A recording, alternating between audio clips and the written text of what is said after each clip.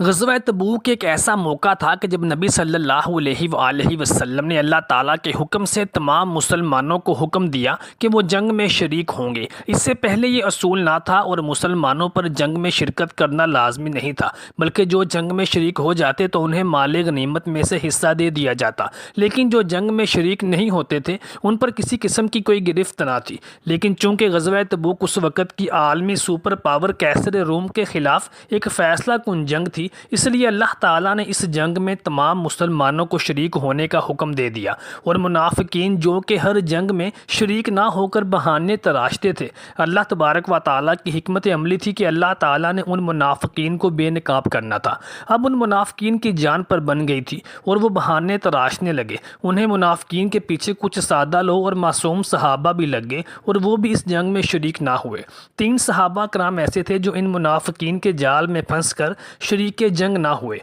منافقین انہیں بہانے سے ورگلاتے کہ شدید گرم موسم، مہینوں کا سفر، پھر فصلوں کی کٹائی کا موسم، اور دوسری طرف کیسر روم کی سپر پاور جو کہ انتہائی خطرناک ہے۔ ان 3 صحابہ میں حضرت کعب بن مالک، حضرت حلال بن امیہ اور مرارہ بن ربیع شامل تھے، جو غزوہ تبوک سے پیچھے رہ گئے تھے، اور حضور اکرم صلی اللہ علیہ وآلہ وسلم نے انہیں مسلسل 50 دن تک سوشل بائیکاٹ کی سزا دی تھی۔ قرآن کریم کی سورہ توبہ کی آیت نمبر 118 میں اس کا ذکر کیا گیا ہے۔ سیدنا کعب بن مالک کہتے ہیں کہ غزوہ تبوک ایسے موقع پر پیش آیا جب فصلیں پک چکی تھیں، گرمی کا موسم تھا اور سفر لمبا تھا۔ نبی کریم صلی اللہ علیہ وآلہ وسلم کا معمول تھا کہ کسی غزوہ پر جاتے ہوئے اپنے ہدف کا اعلان نہیں کرتے تھے تاکہ دشمن کو کسی کے ذریعے سے خبر نہ ہو جائے، مگر تبوک کا سفر چونکہ رومیوں سے جنگ کے لیے تھا، جس کے لیے شام کی سرحد تبوک تک جانا تھا، 1 ماہ کا سفر تھا اور واپسی پر بھی 1 ماہ لگنا تھا، جبکہ وہاں کے بارے میں کچھ اندازہ نہیں تھا،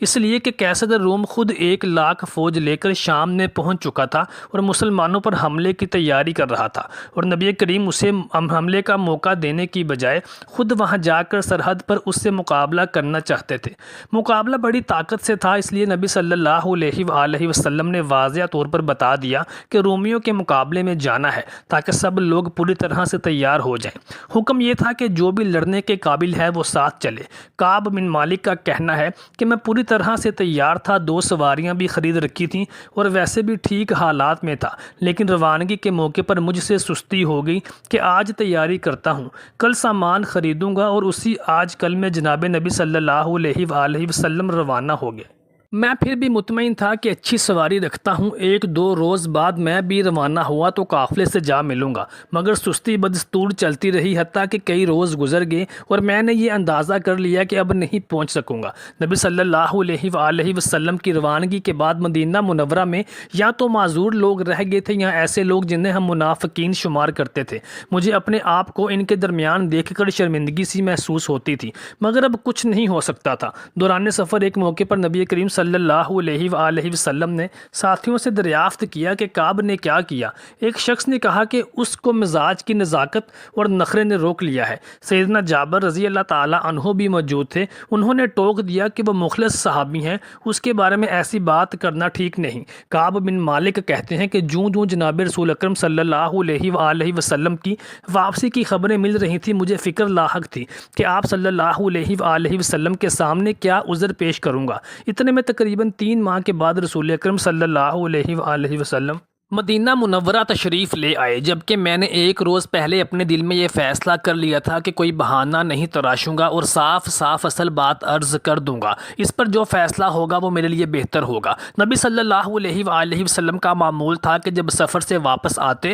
تو پہلے مسجد میں 2 رکعت نماز ادا کرتے تھے اور کچھ دیر بیٹھنے کے بعد گھر تشریف لے جاتے تھے۔ آپ جب تشریف لا کر مسجد میں بیٹھے تو لوگوں نے آنا شروع کر دیا، جو مختلف قسم کے عذر بہانے کر کے اس غزوہ میں اپنی غیر حاضری پر معذرت کرتے اور حضور صلی اللہ علیہ وسلم اسے قبول فرما لیتے۔ یہ کم و بیش 80 افراد تھے جنہیں ہمارے ہاں عام طور پر منافقین میں شمار کیا جاتا تھا۔ میں بھی حاضر ہوا۔ جناب نبی صلی اللہ علیہ وآلہ وسلم نے غضب آلود تبسم کے ساتھ میرے سلام کا جواب دیا اور پوچھا کہ میں ان کے ساتھ سفر پر کیوں نہیں گیا، جبکہ میری تیاری بھی حضور کے علم میں تھی۔ میں نے عرض کی، یا رسول اللہ صلی اللہ علیہ وآلہ وسلم، میں بھی بظاہر کوئی معقول بہانہ پیش کر کے وقتی طور پر آپ کو مطمئن مطمئن کر سکتا ہوں، لیکن اس بات سے ڈرتا ہوں کہ کل وحی کے ذریعے آپ کو اصل صورتحال سے آگاہ کر دیا جائے گا تو میں کچھ نہیں کر سکوں گا۔ اس لیے سچ سچ عرض کرتا ہوں کہ میرا کوئی عذر نہیں تھا اور کوئی رکاوٹ، کوئی بہانہ نہیں تھا، بس آج کل کرتے کرتے سستی کی وجہ سے پیچھے رہ گیا۔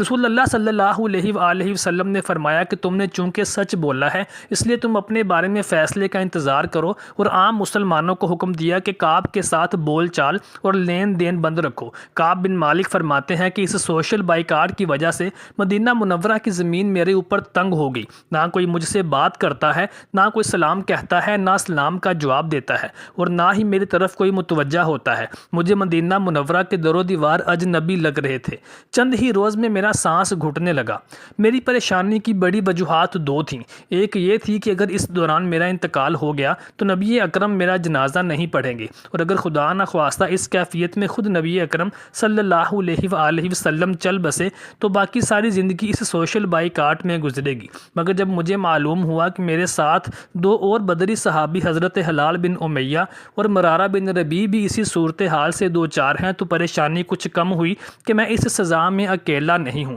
وہ دونوں کمزور اور بوڑھے تھے، اس لیے اپنے گھروں میں بیٹھ کے، جبکہ میں نسبتاً جوان اور صحت مند تھا، اس لیے مسجد نبوی میں نمازوں میں حاضری اور بازار میں آنے جانے کا سلسلہ جاری رکھا۔ ہم مسلسل 40 روز تک اسی کیفیت میں رہے کہ ایک روز نبی صلی اللہ علیہ وآلہ وسلم کی طرف سے پیغام آیا کہ اپنی بیویوں سے الگ ہو جاؤ اور ان کے قریب مت جانا۔ حلال بن امیہ رضی اللہ تعالیٰ عنہ کی بیوی نے یہ کہہ کر گھر میں رہنے کی اجازت لے لی کہ یا رسول اللہ صلی اللہ علیہ وآلہ وسلم، ان کا تو روٹی پکانے والا بھی کوئی نہیں ہے، آپ نے یہ فرما کر اجازت دے دی کہ ضروری کاموں کے لیے تم گھر میں رہ سکتی ہو لیکن تم دوسرے کے قریب نہیں جاؤ گی۔ مجھے مشورہ دیا گیا کہ اس قسم کی اجازت میں بھی حاصل کر لوں، مگر میں نے اپنی بیوی سے کہا کہ تم میکے چلی جاؤ اور کوئی فیصلہ ہونے تک وہیں پر رہو۔ اس دوران مسجد نبوی میں جاتا رہا، نمازوں میں شریک ہوتا تھا اور نبی صلی اللہ علیہ وآلہ وسلم کی مجلس میں بیٹھتا تھا۔ حاضر ہو کر آپ صلی اللہ علیہ وآلہ وسلم کی خدمت میں سلام عرض کرتا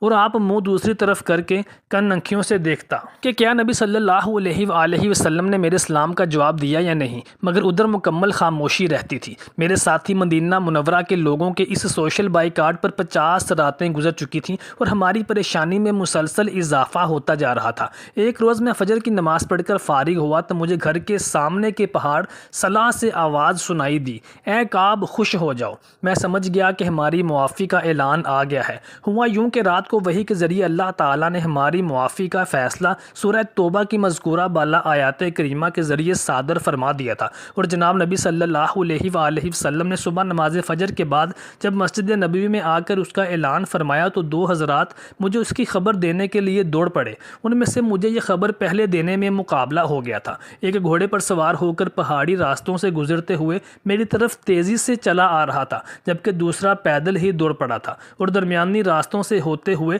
میرے گھر کے بالکل سامنے واقعہ جبل صلاح تک پہنچ گیا۔ یہ صاحب حضرات حمزہ اسلمہ تھے۔ انہوں نے جب دیکھا کہ گھڑ سوار ان سے پہلے کعب کے گھر پہنچ جائے گا تو انہوں نے اسی پہاڑ سے میرے گھر کی طرف رخ کر کے میرے لیے خوشخبری کی اور بشارت کی آواز بلند کر دی، جو مجھے فوراً پہنچ گئی اور وہ گھڑ سوار پر سبقت لے گئے۔ میں دیوانہ وار گھر سے نکلا، اپنے کپڑے خوشخبری دینے والے کو انعام کے طور پر دیے اور خود پڑوسی سے کپڑے مانگ کر پہنے۔ نبی صلی اللہ علیہ وآلہ وسلم کی خدمت اقدس میں پہنچا